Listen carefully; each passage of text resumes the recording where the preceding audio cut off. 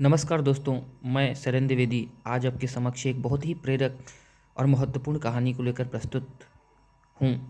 मैं एक आपको ऐसी कहानी सुनाऊँगा जो कि आप हकीकत से जिसका एकदम सीधा संबंध है। देखिए, प्रतिदिन की भांति मैं रोज़ शहर की ओर कोचिंग गया। अब मैं कोचिंग किया करता था पहले। कोचिंग जाने के बाद अपनी कक्षाएँ समाप्त करने के उपरांत मैं अपनी स्कूटी से वापस आ रहा था। प्रयागराज के एक प्रसिद्ध चौराहा, जिसे हम मेडिकल चौराहा के नाम से जानते हैं, वहाँ मैं रुका। कारण क्या था? ट्रैफिक सिग्नल का क्लियर न होना। और रुकने का समय लगभग 60 सेकंड का था उस समय, जो उसमें शो कर रहा था। तभी मैं देखता हूँ कि एक बुढ़िया हाथ में पेन लिए इस अपेक्षा से पेन बेच रही थी कि इन 60 सेकंड के लिए रुके हुए व्यक्तियों में कोई तो ऐसा होगा जो इतने कम समय में मेरी मेहनत को पहचान कर मेरे पेन खरीदने का निर्णय ले लेगा।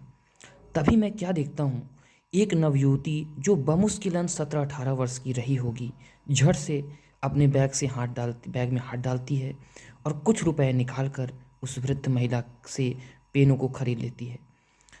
उसने इतना तेज निर्णय लिया कि मैं अवाक रह गया। इतने लोगों में उसके डिसीजन 60 सेकंड में उसने फैसला लिया, एक कल्याण का, एक भावना का।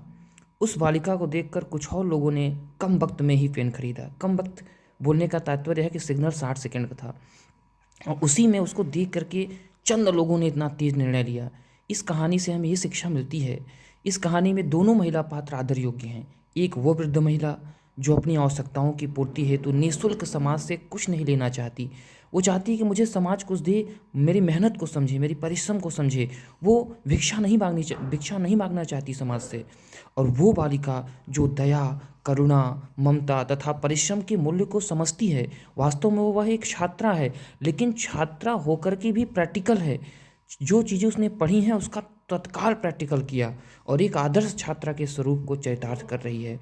तो उम्मीद करते हैं दोस्तों, ये कहानी आपको पसंद आई होगी। इसी तरह की कहानियाँ मैं, जो कि अनुभव पर आधारित होंगी, आपके समक्ष आगे भी मैं पेश करता रहूँगा। धन्यवाद।